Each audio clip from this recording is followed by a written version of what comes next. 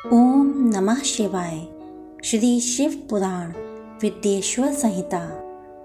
सनत कुमार व्यास संवाद। मुनियों ने पूछा कि ब्रह्मा जी, श्रवण, मनन और कीर्तन क्या है, कैसे किए जाते हैं? ब्रह्मा जी ने कहा, ईश्वर के रूप, गुण, नाम और उनकी लीलाओं से आप अपनी पूजा और जप द्वारा रुचि पैदा करना तथा निरंतर युक्तियों सहित अपने मन को उनके सम्मुख करना मनन कहलाता है। पर ब्रह्म, महादेव जी अथवा शंभु भगवान के नामों का बराबर उच्चारण करना या जाप करना ही कीर्तन है तथा दृढ़ता से भगवत संबंधी शब्दों का कानों से श्रवण करना ही श्रवण है। सत्संग में बैठकर महादेव जी की कृपा से श्रवण और कीर्तन करके तब उसका मनन करें, यह सर्वोत्तम मनन है। इससे आत्मा पवित्र होती है। सूत जी बोले, हे मुनियों, मैं इस साधन के बारे में एक प्राचीन इतिहास सुनाता हूँ, सो सुनो।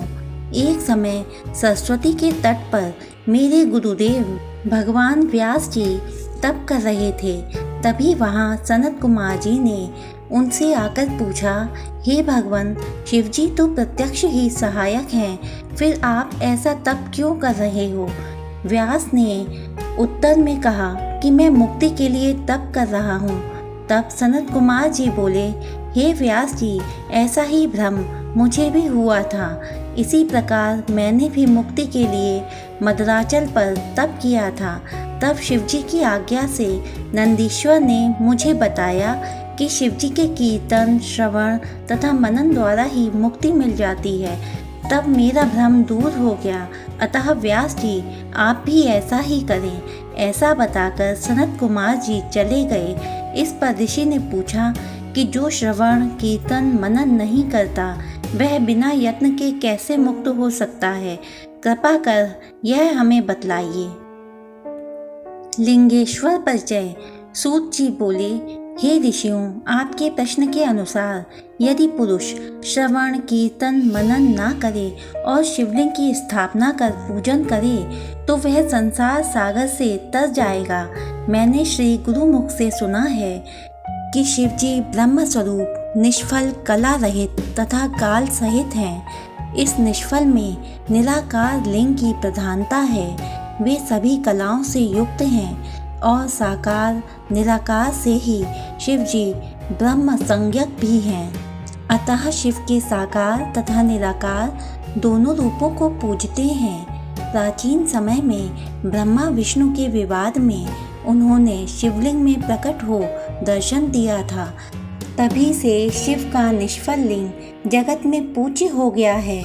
इससे कल्याण, भोग और मोक्ष की प्राप्ति होती है। ब्रह्मा और विष्णु का विवाद। नंदिकेश्वर बोले, पूर्व समय में भगवान विष्णु अपने पार्षदों के साथ लक्ष्मी जी सहित शेष शैया पर शयन कर रहे थे।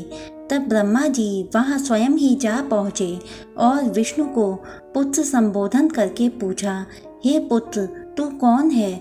उठ, तू मुझे देख, मैं तेरा ईश्वर यहाँ आया हूँ।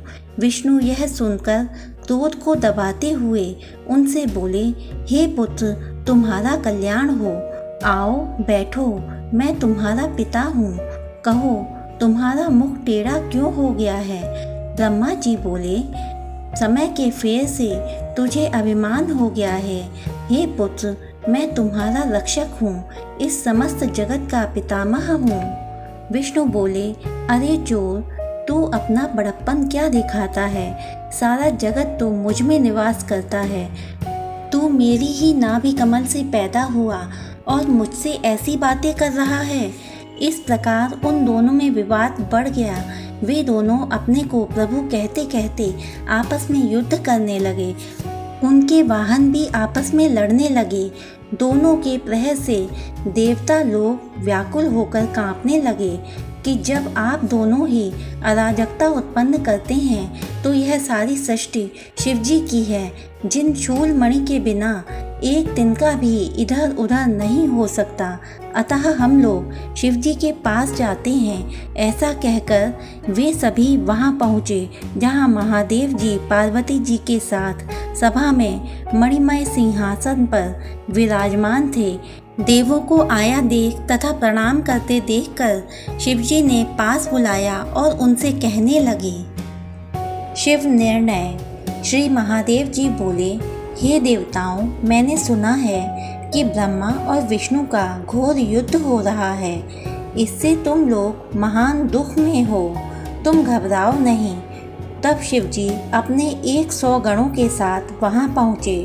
प्रथम तो वे बादलों में छिपकर उनका भीषण युद्ध देखने लगे। वे परस्पर एक दूसरे के वध की इच्छा से माहेश्वर तथा पाशुपत अस्त्रों का प्रयोग कर रहे थे, जिनके प्रयोग करने पर त्रैलोक्य भस्म हो जाता है। इस प्रलय के वातावरण को देख निष्फल शिव दोनों के बीच में जाकर एक तेजोमय अग्नि के समान चमकते हुए स्तंभ लिंग के रूप में प्रकट हुए। फिर तो उस महातेज वाले स्तंभ को देख दोनों विस्मय में पड़ गए। अस्त्र शस्त्र सभी शांत पड़ गए। दोनों बोले, यह इंद्रियातीत अग्नि स्वरूप स्तंभ क्या है?